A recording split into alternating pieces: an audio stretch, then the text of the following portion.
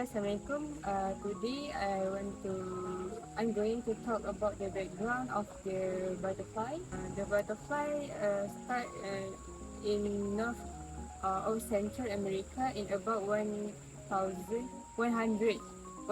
million ago.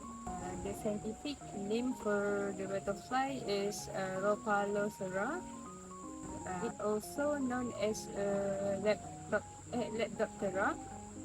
Mostly, the weight for the butterfly is 12 grams. The body length is 8 centimeters, and the wingspan is 25 to 28 centimeters. The population size for the butterfly is more than 160,000 species that we can find in this world. The habitat for the butterfly is desert, wetlands, grasslands, forests, and others. Butterflies are invertebrates, which means that they do not have a backbone. Instead, they have an exoskeleton, a shell that encases their soft body and protects their vital organs. Butterflies undergo metamorphosis so that the immature and adult forms are very different. An adult butterfly has 2 wings, 6 legs, and a long body that has 3 segments: the head, the thorax, and the abdomen. The 2 wings are divided into the forewing and the hind wing and attached to the thorax. Butterflies also have 2 compound eyes and 2 antennae. The compound eyes are made up of thousands of ommatidia, clusters of light receptor cells that could be thought of as very small simple eyes that can each detect light and image. The 2 antennae and the 2 pulpi located underneath the head close to the proboscis are covered in scales that detect molecules in the air to give the butterfly a sense of smell. Butterflies have a very long straw-like tongue called a proboscis that is usually curled up underneath their head. The proboscis is used to drink nectar and water and is only extended when the butterfly sends sugar. The thorax has 3 segments and contains the heart and most of the digestive system. A butterfly's circulatory system is composed of a long vessel that pumps blood and a homocell or a series of spaces between organs through which blood can pass. Their circulatory system is very inefficient and so it limits the size of a butterfly. The respiratory system of a butterfly consists of 9 spiracles or pores open to air, and a series of tubes can carry air through the body, the trachea.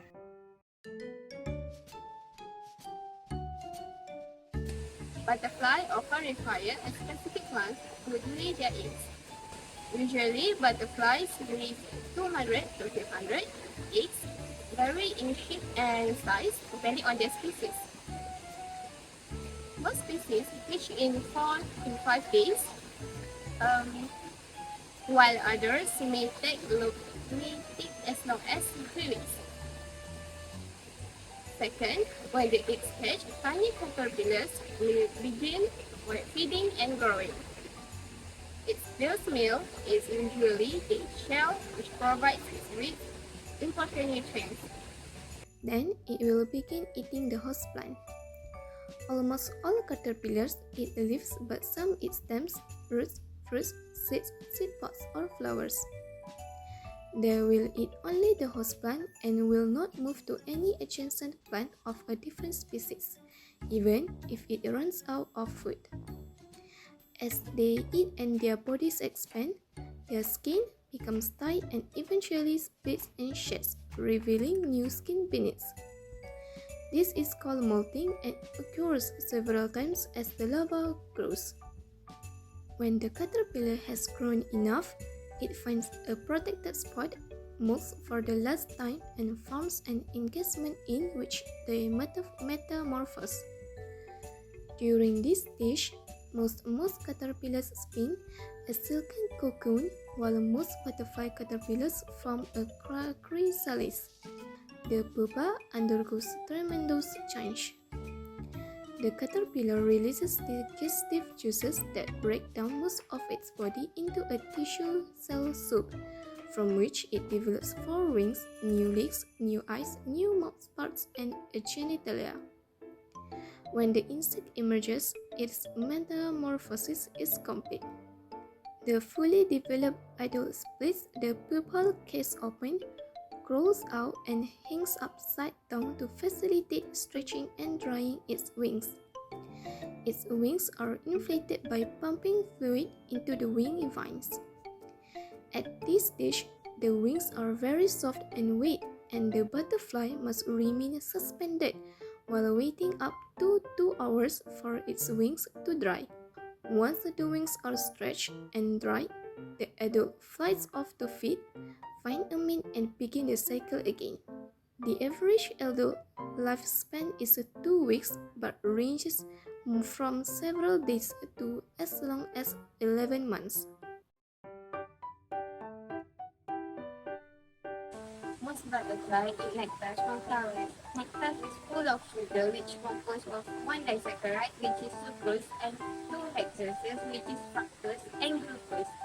This sugar can provide the energy that butterfly needs. Butterflies are attracted to nectar-producing plants, which often have colorful, sweet-smelling blooms to attract butterflies.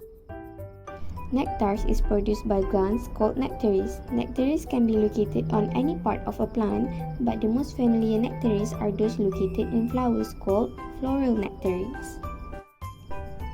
Depending on the species, a flower's nectaries can be located on its petals, anthers, stamens, sepals, pistils, styles, ovaries, or other parts of the flower. At the same time, plants also benefit from butterfly visits because the butterfly can help them to pollinate when they fly around. First of all, most butterflies can camouflage to their surroundings. They can also disguise by resembling something else, such as the face of an owl, which probably can scare any potential predators.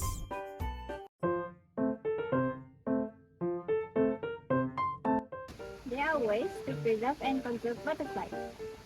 Butterfly conservation is dedicated to the saving of wild butterflies and their habitat. In order to contribute in this area, firstly, we need to identify the current threats.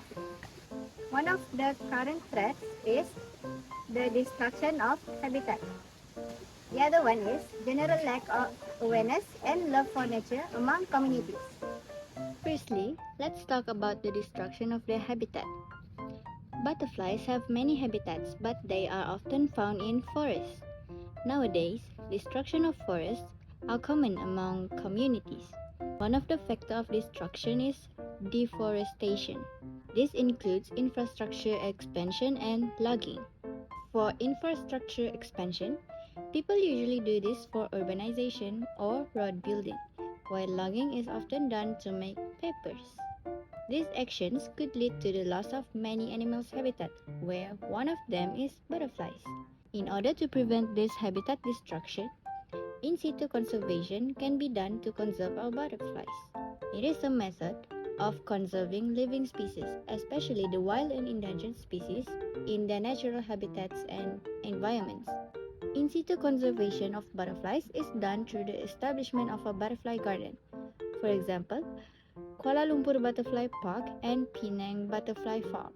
Creation of their habitat can provide suitable host plants to sustain different species of butterflies. Next, general lack of awareness and love for nature among communities. According to research, butterflies are now classified as one of the endangered species. Sadly, people are unaware that butterflies are now an at-risk species due to the lack of awareness in their natural surroundings. This shows that they lack love for nature because they don't make efforts to protect our endangered animal species. To overcome this, we need to spread awareness among communities about endangered species, especially butterflies. For example, schools should teach their students about biodiversity to enhance their knowledge about our biological ecosystem. Butterfly preservation. Butterfly mounting is done to preserve butterflies. These collections of butterflies are for documenting biodiversity. Butterfly mounting. Collected specimens are pinned with a single pin through the body, thorax. The open wings are placed on a flat board so that they remain in the spread position when the butterflies are dried. Dried specimens are extremely fragile and need to be protected. The specimens can last for a long time if they are protected correctly. These collected specimens enable detailed studies of anatomy of butterflies.